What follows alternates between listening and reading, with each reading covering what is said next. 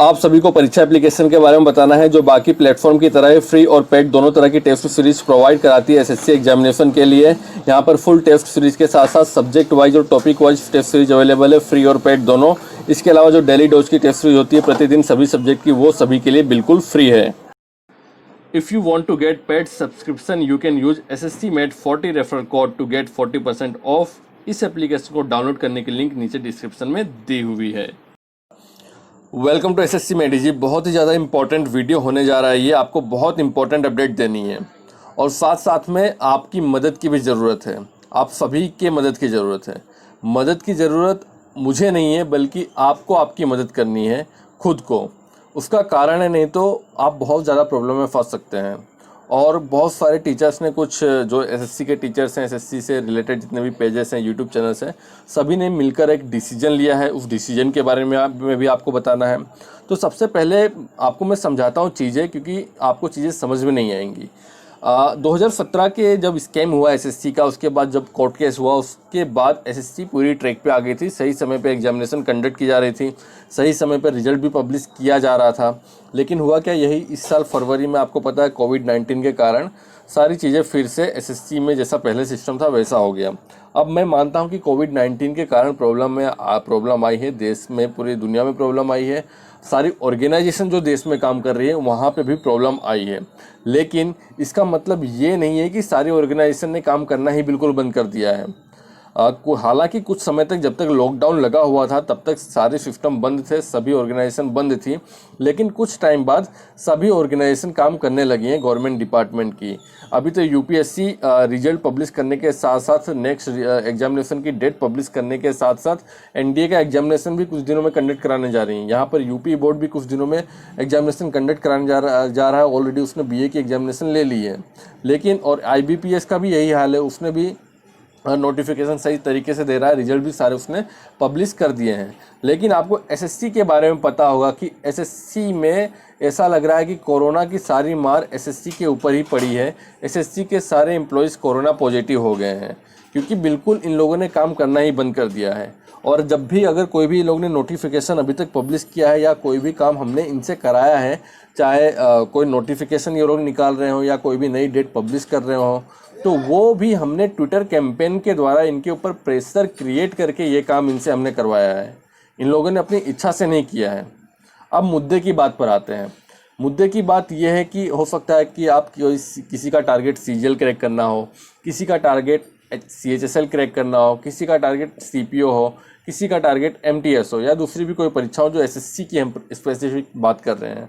अब इसमें कई स्टूडेंट्स वो होते हैं जो सीधा, जिनका फोकस सिर्फ सीजीएल होता है। कुछ स्टूडेंट्स का फोकस भाई बोलते हैं पहले हम सीएचएसएल निकालेंगे फिर सीजीएल पे ध्यान देंगे। कुछ स्टूडेंट्स होते हैं कि वो भले उनके अंदर कुछ स्टूडेंट होते हैं वो एमटीएस पे फोकस करते हैं कि हमें सिर्फ एमटीएस की जॉब चाहिए।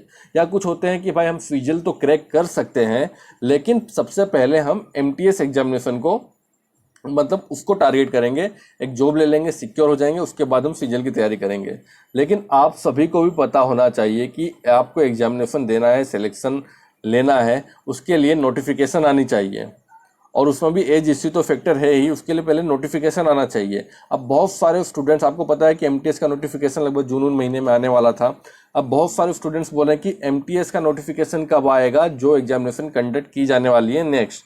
अभी उसकी बात नहीं कर रहा हूँ जिसका रिजल्ट पेंडिंग है, जो एग्जामिनेशन नेक्स्ट कंडक्ट की जाने वाली है उसका नोटिफिकेशन कब आएगा। तो मैं आपको कहूँगा नोटिफिकेशन नहीं आएगा, और नोटिफिकेशन नहीं आएगी तो एग्जामिनेशन भी नहीं की जाएगी। कुछ स्टूडेंट्स वेट करें कि सीजीएल 2020 का नोटिफिकेशन कब आएगा। नोटिफिकेशन आने के लिए आपको ये चीज़ समझनी होगी, सबसे पहले जो पेंडिंग रिजल्ट है, जो प्रोसेस है, उसका कंप्लीट होना ज़रूरी है। मैं ऐसा नहीं बोला कि आपकी ज्वाइनिंग हो जाए तब नोटिफिकेशन आएगा, बल्कि जो पेंडिंग रिजल्ट है, जो ऑलरेडी प्रोसेस चली, उसका कंप्लीट होना ज़रूरी है। आपको पता होगा कि एमटीएस 2018 की, जो इसके पहले जो एमटीएस 2019 जो हुआ था, कंडक्ट कराया गया था, उसका जो डिस्क्रिप्टिव का रिजल्ट अभी तक नहीं आया। और मुझे पता भी नहीं कि वो एग्जामिनेशन कब हुई थी। लगभग 8 महीने से ऊपर हो गया है, 10 महीने के आसपास हो गया है। इसके अलावा सीजीएल 2018 जो डिस्क्रिप्टिव पेपर हुआ था उसका भी रिजल्ट नहीं आया है। मतलब आप समझ सकते हैं कि ये चीज़ें ऐसा नहीं कि कोविड-19 के कारण डिले हो रही हैं, एसएससी के द्वारा जानबूझकर डिले की जा रही हैं। आपको पता होगा कि एमटीए और आपको पता होगा कि जो एसएससी कोई एज रिलैक्सेशन नहीं देती है। सीजल 2017 के केस में जितना समय वेस्ट हुआ, एसएससी ने कोई भी एज रिलैक्सेशन नहीं दिया।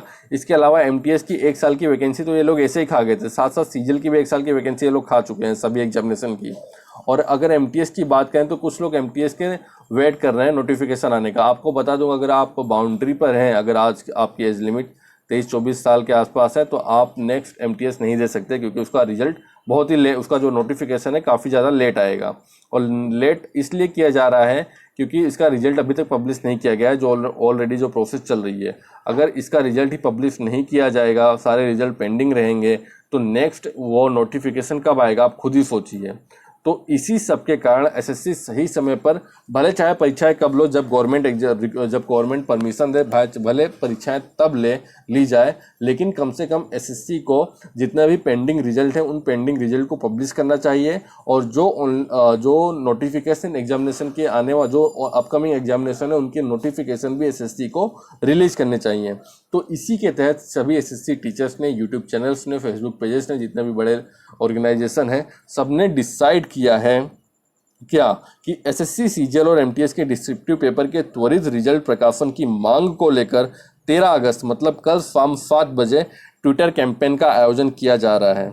और ये कैंपेन सभी छात्रों का है और छात्रों को इसमें ज़्यादा से ज़्यादा बढ़ चढ़कर हिस्सा लेना है। और हैशटैग होगा एसएससी डिस्क्रिप्टिव रिजल्ट। ये देख लीजिए, हैशटैग एसएससी डिस्क्रिप्टिव रिजल्ट, ये हैशटैग है। कल शाम को 7 बजे आप सभी को ट्विटर कैंपेन में पार्टिसिपेट करना है, मास लेवल पर ट्विटर कैंपेन चलाना है। इसी से एसएससी के ऊपर प्रेशर क्रिएट किया जाएगा और एसएससी रिजल्ट को पब्लिश करेगी, वरना एसएससी रिजल्ट को पब्लिश नहीं करेगी। और इससे जो आने वाले समय में जो नोटिफिकेशन लेट आएगा, बहुत सारे स्टूडेंट्स एलिजिबल नहीं होंगे। अब हो सकता है कि आप में से कुछ स्टूडेंट्स की जो एज हो, उनकी जो काफ़ी ज़्यादा कम हो, 20 साल के, 21 साल के हैं, लेकिन आपको ये चीज़ भी समझना है, अगर एग्जामिनेशन लेट होगी तो मान लीजिए अगर इस साल एग्जामिनेशन नहीं होती तो इसका मतलब ये नहीं कि इस साल की एग्जामिनेशन नेक्स्ट ईयर कंडक्ट की जाएगी। इस साल की एग्जामिनेशन का जो वैकेंसीज है वो एसएससी खा जाएगी। आपको पता नहीं होगा कि एसएससी पहले ऐसा कर चुकी है। 2017 का जो रिजल्ट जो कोर्ट केस हुआ था, उसके बाद जो 2 साल तक परीक्षा कंडक्ट नहीं कराई गई, तो एसएससी ने जो 1 साल जो वैकेंसीज थी बीच की 1 साल की, वो वैकेंसी में कोई एज रिलैक्सेशन नहीं दिया और एसएससी 1 साल का मतलब वो वैकेंसी उड़ा दी थी। आपको पता होगा एमटीएस में ऐसा किया गया था।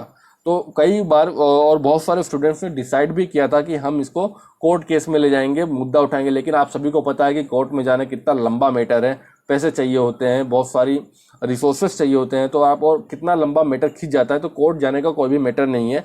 सबसे अच्छा उपाय है आज के समय में ट्विटर कैंपेन।